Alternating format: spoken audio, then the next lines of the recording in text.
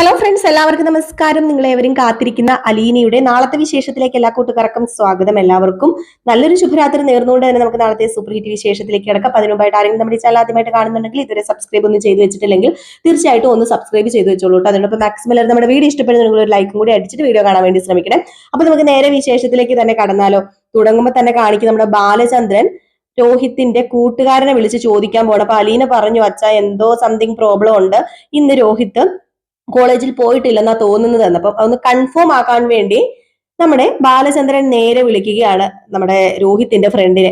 അപ്പൊ രോഹിത്തിന്റെ ഫ്രണ്ടിനെ വിളിച്ചു, ഫ്രണ്ടിനെ അല്ല രോഹിത്തിന്റെ ഫ്രണ്ടിന്റെ അച്ഛനെ വിളിച്ചു. അച്ഛനെ വിളിച്ചു കഴിഞ്ഞിട്ട് അതെ അവനൊന്ന് കൊടുക്കാമോ എന്ന് ചോദിച്ചപ്പോഴത്തേക്കും കൊടുക്കാന്ന് പറഞ്ഞു. ബാലചന്ദ്രനാ എന്നിങ്ങനെ പറഞ്ഞിട്ടോ, നെടുമ്പുരയ്ക്കൽ ബാലചന്ദ്രനാ എന്ന് പറഞ്ഞപ്പോഴത്തേക്കും മനസ്സിലായി കൊടുക്കാലോ എന്ന് പറഞ്ഞു. കൊടുത്തു കഴിഞ്ഞപ്പോഴത്തേക്കും നമ്മുടെ ബാലചന്ദ്രൻ ചോദിക്കുകയാണ്, അതേ മോനെ എങ്ങനെയുണ്ട് പഠിക്കാനൊക്കെ എന്ന് ചോദിച്ചപ്പോഴത്തേക്കും പഠിക്കാനൊന്നും കുഴപ്പമില്ല. അല്ല രോഹിത് എന്തിയാ? അവൻ ഇവിടെ ഉണ്ട്. അല്ല അവൻ ഇന്ന് ക്ലാസ്സിൽ വന്നായിരുന്നോ? അയ്യോ അവൻ ഇന്ന് ക്ലാസ്സിൽ വന്നില്ലായിരുന്നല്ലോ എന്നിങ്ങനെ പറയുകയും ചെയ്തു. കോളേജ് വന്നില്ലായിരുന്നല്ലോ എന്ന് പറയുകയും ചെയ്തു. അതെന്താ അവൻ ഇന്ന് കോളേജ് വരാതിരുന്നത് എന്ന് എടുത്ത് നമ്മുടെ ബാലചന്ദ്രനോട് ആ ഫ്രണ്ട് ചോദിച്ചു കഴിഞ്ഞപ്പോഴത്തേക്കും അത് അവൻ ചിലപ്പോൾ എന്തെങ്കിലും കാര്യങ്ങളൊക്കെ ആയിട്ട് എവിടെയെങ്കിലും പോയതായിരിക്കും എന്ന് പറഞ്ഞ് ഫോൺ കട്ട് ചെയ്തു ഉടനെ തന്നെ നമ്മുടെ അലീന ചോദിച്ചു, അല്ല അച്ഛാ രോഹിത് ഇന്ന് കോളേജിൽ പോയില്ലല്ലേ? ഇല്ല, നീ പറഞ്ഞത് ശരിയാ മോളെ, രോഹിത് ഇന്ന് കോളേജിൽ പോയിട്ടില്ല. അവൻ ഇന്ന് എവിടെയാ പോയതെന്ന് അറിഞ്ഞേ പറ്റൂ. അവന് നമ്മളോട് കള്ളം പറഞ്ഞ് ഹോസ്പിറ്റലിൽ പോകുക എന്ന് കള്ളം പറഞ്ഞ് രാവിലെ ഇവിടെ നിന്ന് ഇറങ്ങിയിട്ടുണ്ടെങ്കിൽ അവൻ എവിടെ പോയതെന്ന് നമുക്ക് കണ്ടുപിടിച്ചിരിക്കണം എന്നിങ്ങനെ ബാലചന്ദ്രൻ പറഞ്ഞപ്പോഴത്തേക്കും, അച്ഛാ അവന് വഴക്കൊന്നും പറയരുത് കേട്ടോ, അവന് ഒത്തിരി വഴക്കൊന്നും പറയണ്ട. വഴക്കൊന്നും പറയാതെ പതിയൊന്ന് സോഫ്റ്റ് ആയിട്ടൊന്ന് ചോദിച്ചാൽ മതി. നമ്മളെ എത്ര വഴക്ക് പറയുകയും എത്ര ദേഷ്യപ്പെടുകയും നമ്മൾ എത്ര വാശി പിടിക്കുകയും ചെയ്യുന്നോ ഈ പ്രായത്തിലുള്ള പിള്ളേർ, അത് പ്രത്യേകിച്ച് ആണുങ്ങൾ നമ്മളോടും അതുപോലെ വാശിയും കാണിച്ച് നമ്മൾ പറയുന്നത് കേൾക്കാതെയൊക്കെ ഇരിക്കും. അങ്ങനെ ആവല്ല രോഹിത്. അപ്പൊ അങ്ങനെ രോഹിത്തിനെ ആക്കരുത്. അച്ഛൻ ഒരു കാര്യം ചെയ്യണം, രോഹിത്തിനോട് സംസാരിക്കണം, നല്ല സോഫ്റ്റ് ആയിട്ട് സംസാരിക്കണം. നിങ്ങൾ ഇരുന്ന് സംസാരിച്ചാൽ തീരാവുന്ന പ്രശ്നമേ ഉള്ളൂ. ഇച്ചിരി ഫ്രണ്ട്ലി ആയിട്ടിരുന്ന് സംസാരിക്കണം എന്ന് പറഞ്ഞപ്പം ഇതിനൊക്കെയാണോ ഫ്രണ്ട്ലി ആയിട്ടിരുന്ന് സംസാരിക്കേണ്ടത്? അല്ല അവന് ഇന്ന് എവിടെയാ പോയതെന്ന് ഞാൻ ഫ്രണ്ട്ലി ആയിട്ടിരുന്ന് ചോദിച്ചിട്ടുണ്ട്, അവൻ പറയുന്നു നിനക്ക് തോന്നുന്നുണ്ടോ? എനിക്ക് എന്റെ മോനെ നന്നായിട്ട് അറിയാം. അവനോട് എത്ര ചോദിച്ചാലും അവൻ സത്യം പറയാൻ പോകുന്നില്ല. അതുകൊണ്ട് എനിക്ക് അവനൊന്ന് കാണണം എന്ന് പറഞ്ഞപ്പോ അച്ഛൻ വെറുതെ പ്രശ്നം ഉണ്ടാക്കരുത്. ഒന്നുകൂടെ എനിക്ക് പറയാനുണ്ട്, അത് ചിലപ്പോൾ അച്ഛന് ഷോക്കായി പോകും റൂമിനകത്തേക്ക് കയറി ചെല്ലുമ്പം. അതുകൊണ്ടാണ് ഞാൻ പറയുന്നതെന്ന് പറഞ്ഞപ്പോ എന്താ നിനക്ക് പറയാനുള്ളത്? ഇനിയും നീ മറച്ചു വെച്ചിട്ടുണ്ടോ എന്ന് ചോദിച്ചപ്പോ അത് പിന്നെ മറച്ചു വെച്ചതല്ല അച്ഛാ, വെറുതെ ഒരു പ്രശ്നം ഉണ്ടാക്കണ്ടല്ലോ എന്നോർത്താ അവൻ ചെറിയ രീതിയിൽ മദ്യപിച്ചിട്ടുണ്ട് എന്നിങ്ങനെ പറയുക. അവൻ വീണ്ടും മദ്യപിച്ചെന്നോ? അതെ അച്ഛാ, അവൻ മദ്യപിച്ചിട്ടുണ്ട്. ഞാൻ പറഞ്ഞല്ലോ അവൻ വല്ലാത്തൊരു കൂട്ടുകെട്ടിൽ അങ്ങാണ്ട് ചെന്ന് അകപ്പെട്ടിരിക്കുകയാണ്. അതുകൊണ്ട് മാത്രം അതിൽ നിന്ന് അച്ഛൻ തന്നെ അവനെ മാറ്റിക്കൊണ്ട് വന്നാൽ അവന്റെ സ്വഭാവം നേരെ ആയിക്കോളും. ഒരു സ്വഭാവം നേരെ ആകാതെ ഒന്നും ഇരിക്കത്തില്ല. പിന്നെ നമ്മൾ ഇത്ര പെട്ടെന്ന് ദേഷ്യപ്പെടുകയോ ഒക്കെ ചെയ്ത് കഴിയുമ്പോഴത്തേക്ക് അവന് വാശി കൂടുകയല്ലേ ഉള്ളൂ. അതുകൊണ്ട് കുറച്ച് സോഫ്റ്റ് ആയിട്ട് സംസാരിക്കണം എന്നൊക്കെ ഇങ്ങനെ പറഞ്ഞു. അപ്പൊ ഇത് കേട്ട് കഴിഞ്ഞപ്പോഴത്തേക്കും ബാലചന്ദ്രൻ സോഫ്റ്റ് ആകണോ അതോ എന്താകണോ എന്നൊക്കെ ഞാൻ തീരുമാനിച്ചോളാം, അവനോടൊന്ന് സോഫ്റ്റ് ആയാൽ ശരിയാവില്ലെന്ന് അച്ഛ പ്ലീസ് അച്ഛ എന്ന് പറഞ്ഞപ്പോഴത്തേക്ക്, അലീനെ നീ മിണ്ടാതിരുന്നോ? നീയും കൃഷ്ണമോളൊക്കെ കൂടി കഴിഞ്ഞ പ്രാവശ്യം എന്താ ചെയ്തത്? അവൻ മദ്യപിച്ചു വന്നു. അന്ന് നിങ്ങൾ എന്നോട് പറഞ്ഞോ? ഇല്ല. എന്നിട്ട് അവൻ മദ്യപിച്ചത് കണ്ടുപിടിച്ചിട്ട് അവനെ താക്കീത് ചെയ്തിട്ട് വീണ്ടും അവൻ മദ്യപിച്ചിട്ട് വന്നിരിക്കുന്നു പറഞ്ഞു കഴിഞ്ഞിട്ടുണ്ടെങ്കിൽ അതെനിക്ക് അംഗീകരിക്കാൻ പറ്റുന്ന കാര്യമല്ല. മര്യാദയ്ക്ക് മാറിപ്പോക്കോ എന്ന് പറഞ്ഞിട്ട് നമ്മുടെ അലീനയോട് ദേഷ്യപ്പെട്ടു കേട്ടോ. അങ്ങനെ ബാലചന്ദ്രൻ അലീനോട് ദേഷ്യപ്പെടുന്നതല്ലോ. അപ്പൊ അലീനോട് ദേഷ്യപ്പെട്ടിട്ട് നമ്മുടെ ബാലചന്ദ്രൻ നേരെ സ്റ്റെയർ കയറി മേളിലേക്ക് പോവുകയാണ്. ഈ സമയത്ത് നമ്മുടെ കൃഷ്ണമോൾ എത്തിയപ്പോഴത്തേക്കും, അല്ല അലീന ചേച്ചി, അച്ഛൻ ഭയങ്കര ദേഷ്യത്തിലാണോ? രോഹിതേട്ടൻ കുടിച്ച കാര്യം അറിഞ്ഞു അച്ഛനെന്ന് ചോദിച്ചപ്പോ, മോളെ അത് അറിഞ്ഞു, ഞാൻ പറഞ്ഞു. മാത്രമല്ല അവൻ ഇന്ന് കോളേജിൽ പോയിട്ടില്ല എന്നുള്ളത് സത്യമാണ്. രോഹിത്തിന്റെ ഒരു കൂട്ടുകാരനെ വിളിച്ചായിരുന്നു.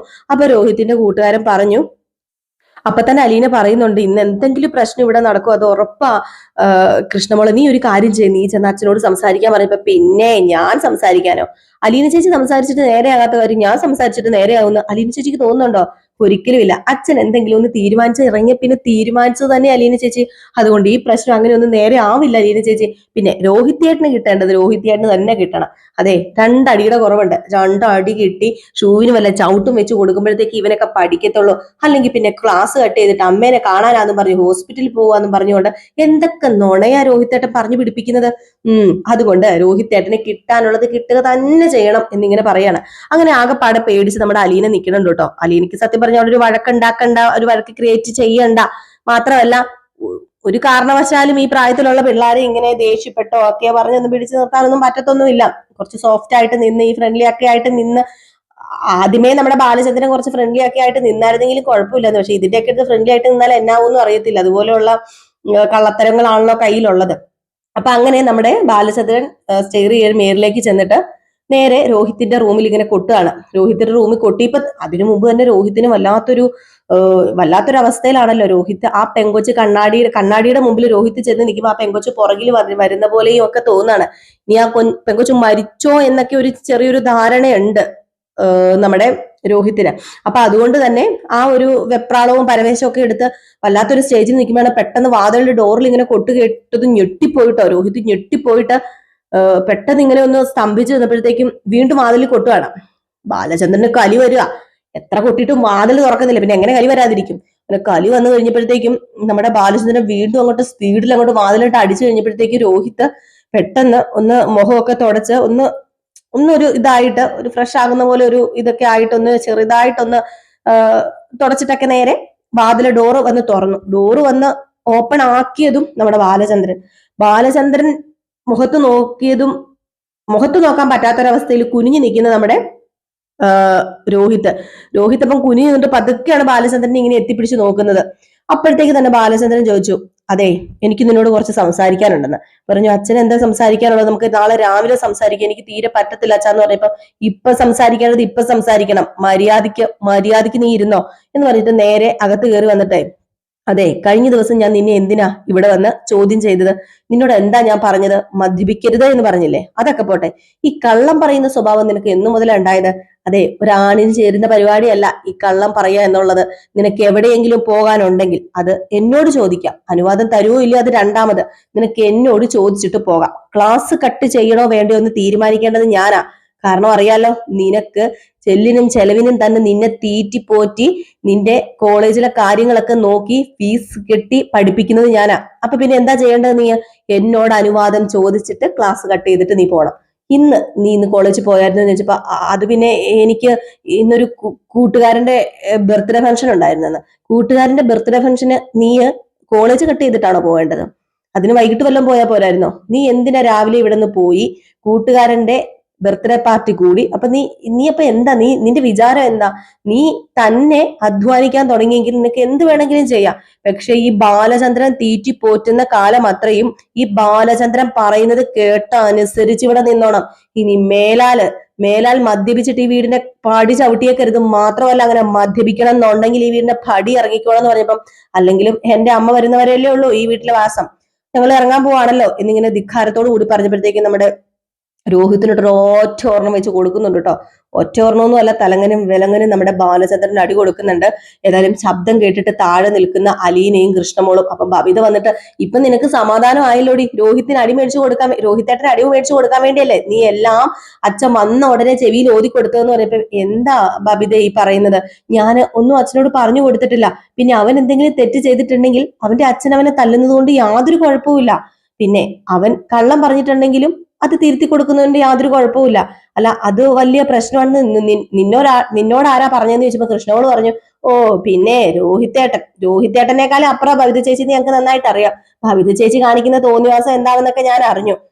ഇവിടെ ഒരാൾ പുറത്തേക്ക് പോവാണെങ്കിൽ ചിലരെ വീട്ടിനകത്തേക്ക് വിളിച്ചു വരുത്തലല്ലേ ഭവിത ചേച്ചിയുടെ പരിപാടി എന്ന്.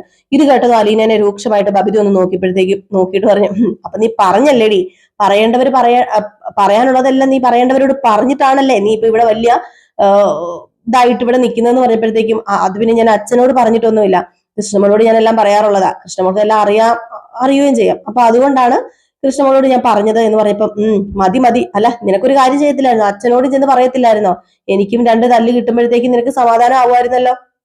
അപ്പോഴേക്കും കൃഷ്ണമോള് പറയുന്നുണ്ട്, ബബിതേച്ചി വഴി തെറ്റി പോകുന്നത് എങ്ങനെയാണെന്ന് എനിക്കറിയത്തില്ല, പക്ഷേ രോഹിത്തേട്ടൻ വഴിതെറ്റി പോകുന്നത് ആ വൃത്തികെട്ട കാരണമാ, ആ ഹരിയേട്ടൻ കാരണം എന്ന് പറഞ്ഞപ്പോഴത്തേക്ക് പെട്ടെന്ന് ബബിത അത് ശരിയാണ് എന്നുള്ള രീതിയിൽ ഇങ്ങനെ നിൽക്കുന്നുണ്ട്. കാരണം ബബിതയ്ക്ക് 8ന്റെ പണി നമ്മുടെ ഹരിയുടെ കയ്യിൽ നിന്ന് കിട്ടിയിട്ടുണ്ടല്ലോ, അതായത് ചെറിയൊരു ട്രാപ്പ് ചെയ്തിട്ടുണ്ടല്ലോ നമ്മുടെ ബബിതനെ. അപ്പൊ അതുകൊണ്ട് തന്നെ നമ്മുടെ ബബിത ഹരീനെ പറഞ്ഞപ്പോ ഒന്നും പറയുന്നില്ല കേട്ടോ, അങ്ങ് അകത്ത് കയറി പോവുകയാണ് ചെയ്തത്. അപ്പൊ അലീന ബബിതനെ നോക്കുകയും ചെയ്തു. അപ്പം അലീനയ്ക്ക് ഒരു ചെറിയ ഡൗട്ടും ഉണ്ട് കേട്ടോ, എന്തോ സംതിങ് റോങ് ഉണ്ട്, ബബിതയും ഹരിയും തമ്മിൽ അത്രയ്ക്ക് നല്ല ടച്ച് അല്ല എന്ന് മനസ്സിലാവുന്നുണ്ട് കേട്ടോ. അപ്പൊ ഇങ്ങനെയുള്ള കുറച്ച് ഭാഗങ്ങൾ കാണിക്കുന്നുണ്ട്. പിന്നെ കാണിക്കുന്ന സീൻ എന്ന് പറഞ്ഞു കഴിഞ്ഞിട്ടുണ്ടെങ്കിൽ നമ്മുടെ വൈജേനെയാണ്. അപ്പം വൈജ ഹോസ്പിറ്റലിലുണ്ട്. അപ്പൊ ഹോസ്പിറ്റലിൽ ഒരു നേഴ്സ് വൈജയോട് ചോദിക്കുകയാണ്, അല്ല മേഡം, മേഡത്തിന് ഡിസ്ചാർജ് ചെയ്ത് പോകാറായതല്ലേ, പിന്നെ മേഡത്തിന് ഇവിടെ കിടക്കേണ്ട കാര്യമുണ്ടോ എന്ന് ചോദിച്ചപ്പോഴത്തേക്കും എന്റെ കാര്യം എനിക്കറിയാം, ഞാനാ പേഷ്യന്റ്, അല്ലാതെ നിങ്ങളല്ലല്ലോ. നിങ്ങൾ എന്നെ നോക്കാൻ നിൽക്കുന്ന സിസ്റ്റർ ആണെങ്കിൽ ഞാൻ ഇവിടെ കിടക്കുന്നുണ്ടെങ്കിൽ മണിക്കൂറിനും സെക്കൻഡിനും മരുന്നിനും റൂമിനും എല്ലാം പൈസ കിട്ടിയിട്ടല്ലേ ഞാൻ ഇവിടെ കിടക്കുന്നത്. അപ്പൊ എന്നെ ആരും ചോദ്യം ചെയ്യാനൊന്നും വരണ്ട എന്ന് പറയപ്പോ, അല്ല മേഡം, മേഡത്തിന് വീട്ടിൽ പോയി കിടക്കുകയാണെങ്കിൽ മേഡത്തിന്റെ മക്കളും ഭർത്താവും ഒക്കെ ഉണ്ടല്ലോ, നിർത്ത, ഞാൻ പറഞ്ഞല്ലോ എന്റെ കുടുംബകാര്യോ, എന്നെ ചോദ്യം ചെയ്യാൻ ആരും വരണ്ട എന്നിങ്ങനെ പറഞ്ഞ ആ നേഴ്സിനെ അങ്ങ് ഒഴിവാക്കി വിടുകയാണ് കേട്ടോ. ഏതായാലും ആ നേഴ്സ് മാറിപ്പോയെന്ന് പറയുന്നുണ്ട്, ഇത് എന്തൊരു സ്ത്രീയാ ഇത് എന്നൊക്കെ ഇങ്ങനെ സംസാരിക്കുന്നുണ്ട്. അപ്പൊ അങ്ങനത്തെ കുറച്ച് സിറ്റുവേഷൻസ് കാണിക്കുന്നുണ്ട്. ഇതിനോടൊപ്പം തന്നെ നമ്മുടെ ഹരിയും ഹരിയുടെ കൂട്ടുകാരും കൂടെ വലിയൊരു ട്രാപ്പിൽ തന്നെയാണ് ശരണ്യനെ പെടുത്തിയിരിക്കുന്നത്. ഏതായാലും ശരണ്യ വല്ലാത്തൊരവസ്ഥയിലാണ് വീട്ടിൽ പോകുന്നത്. ശരണ്യനെ വഴിയിൽ ഡ്രോപ്പ് ചെയ്യുകയാണ് ഹരിയ. എന്താ ശരണ്യക്ക് സംഭവിച്ചത് എന്നോ എന്താ എന്നും ശരണ്യക്ക് പോലും അറിയത്തില്ലാത്തൊരവസ്ഥ. ഒരു എന്താ പറയാ, ഒരു പ്രത്യേക സാഹചര്യത്തിൽ ബോധവും വെളിവും ഇല്ലാതെ ഒരു ബസ് സ്റ്റാൻഡിൽ ഒരു പെങ്കൊച്ചിനെ കൊണ്ട് ഇറക്കി വിടാന്ന് പറഞ്ഞാലേ ആ ഒരു അവസ്ഥയിലാണ് നമ്മുടെ ശരണ്യ നിൽക്കുന്നത്. ഇതേ ഒപ്പം തന്നെ കൂട്ടുകാർ പറയുന്നുണ്ട്, ഒരു പ്രശ്നവും ഉണ്ടാകരുത് ഹരി എന്ന് പറയുമ്പോ അതൊക്കെ ഞാൻ നോക്കിക്കോളാം, പോലീസുകാരെ എത്ര ഈ ഹരി കണ്ടിരിക്കുന്നു, 10 പൈസ കൊടുത്തു കഴിഞ്ഞിട്ടുണ്ട് അവന്മാര് നമ്മുടെ കൂടെ നിൽക്കുകയുള്ളൂ, പിന്നെ അവളെ നമുക്ക് കുറച്ച് കഴിയുമ്പോൾ പേടിപ്പിക്കാലോ, അവൾ ഇനിയിപ്പോ എന്തെങ്കിലും ചെയ്യാൻ തുടങ്ങിയിട്ടുണ്ടെങ്കിൽ നമുക്ക് പേടിപ്പിക്കാം, നിങ്ങൾ ആരും പേടിക്കുമെന്നും വേണ്ട, ഈ ഹരിയല്ലേ ഉള്ളതെന്ന് പറയുമ്പോഴത്തേക്ക് ഏതായാലും നല്ലൊരു ദിവസം ഹരി ഞങ്ങൾക്ക് സമ്മാനിച്ചതിന് ഹരി നിനക്ക് വേണ്ടി നല്ലൊരു ചെലവൊക്കെ ചെയ്യുന്നുണ്ട് എന്ന് പറയുന്നുണ്ട്. മാത്രമല്ല രോഹിത്തിനെ കാണുന്നുമില്ലല്ലോ അവര്, അപ്പൊ രോഹിത് മിസ്സിംഗ് ആണ്, പക്ഷെ രോഹിത്തിനെ ഒന്ന് സൂക്ഷിച്ചോണം എന്ന് കൂട്ടുകാരന്മാര് പറയുന്നുണ്ട്. ഹരി, നീ രോഹിത്തിനെ ഒന്ന് സൂക്ഷിച്ചോണം, കാരണം അവൻ ഇതൊക്കെ കണ്ട് വല്ലാത്ത ഷോക്കായി പോയെന്ന് പറയുമ്പോ അവൻ എന്തറിയാം, അവനൊരു വീറ പയ്യനാണ്, അവന് വലിയ രോഗപരിചയമൊന്നുമില്ല, അവനൊരു പെണ്ണ് പ്രണയിക്കാനുണ്ട്, അവളെയും കൊണ്ട് മാത്രം ചുറ്റിക്കറങ്ങുന്നവൻ, അവൻ എന്തറിയാം, അതൊക്കെ ഞാൻ നോക്കിക്കോളാം, അവനെ കുറിച്ച് ഒന്നും ഓർത്ത് നിങ്ങൾ പേടിക്കുമെന്നും വേണ്ട എന്നൊക്കെ പറഞ്ഞുകൊണ്ട് ഹരി ഭയങ്കരമായിട്ടും പവർ ഒക്കെ കയറ്റി കൊടുക്കുന്നുണ്ട് കൂട്ടുകാരന്മാർക്ക്.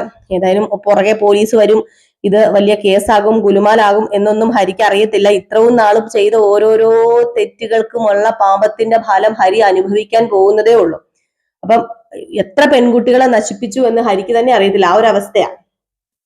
അങ്ങനെ നമ്മുടെ ബാലചന്ദ്രൻ ചോറുണ്ണാനായിട്ട് ഇറങ്ങി വരികയാണ്. അപ്പൊ ഇറങ്ങി വരുമ്പോഴത്തേക്കും അലീന പറയുന്നുണ്ട്, അച്ഛൻ അവനെ വഴക്ക് പറഞ്ഞല്ലേ എന്ന് പറയുമ്പോൾ, വഴക്ക് പറയാതെ പിന്നെ എന്താ അലീന ചെയ്യേണ്ടത്, അവൻ കാണിച്ച തെമ്മാടിത്തരത്തിന് ഞാൻ എന്ത് ചെയ്യണം, അവന് ബീറ് കഴിച്ചിട്ടാ വന്നേക്കുന്നതെന്ന്, ബീറ് അവൻ ദാഹം മാറ്റാൻ കഴിച്ചതാന്ന്, ഇങ്ങനെയൊക്കെ പറഞ്ഞു കഴിഞ്ഞാൽ പിന്നെ ഞാൻ എന്താ ചെയ്യേണ്ടത്, അവൻ എങ്ങോട്ടാ ഈ പൊക്കോണ്ടിരിക്കുന്നത്, ഈ ബാലചന്ദ്രന്റെ അടുത്ത് വെച്ച് ആ കളിയൊന്നും നടക്കത്തില്ല, നീ ഏതായാലും ഒരു കാര്യം ചെയ്യുക, ഫുഡ് എടുക്കുക എന്ന് പറയാണ്.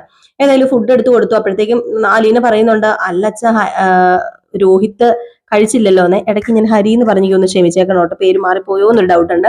അപ്പൊ രോഹിത് കഴിച്ചില്ലല്ലോ എന്ന് പറയുമ്പോ, അവൻ കഴിക്കണ്ട, അവൻ എന്തിനാ കഴിക്കണം, അവൻ കഴിക്കാനുള്ളത് കഴിച്ചിട്ട് വയറ് നിറച്ച് കഴിച്ചിട്ടാ വന്നേക്കുന്നത്, അലീനെ നീ ഇരുന്ന് കഴിച്ചോണം, ആര് കഴിച്ചോ കഴിച്ചില്ലേ ഒന്നൊന്നും തിരക്കേണ്ട കാര്യമില്ല, അവനവന്റെ വയറാ, അവനവന്റെ കയ്യാ, അപ്പൊ പിന്നെ അവനവന് ഇഷ്ടമുള്ളപ്പം വയറ് നിറയെ എടുത്ത് കഴിച്ചോളൂ, നീ കൂടുതൽ കഴിപ്പിക്കാൻ നിൽക്കണ്ട, മര്യാദയ്ക്ക് കഴിക്കാൻ പറഞ്ഞ് അലീനയെ കഴിപ്പിക്കാൻ വേണ്ടി നിർബന്ധിക്കുകയാണ്. അങ്ങനെ അലീനയും നമ്മുടെ ബാലചന്ദ്രനും ഇരുന്ന് ഫുഡ് കഴിക്കുന്നുണ്ട്. ഈ ഒരു അവസ്ഥയിലും നമ്മുടെ രോഹിത് വല്ലാത്തൊരു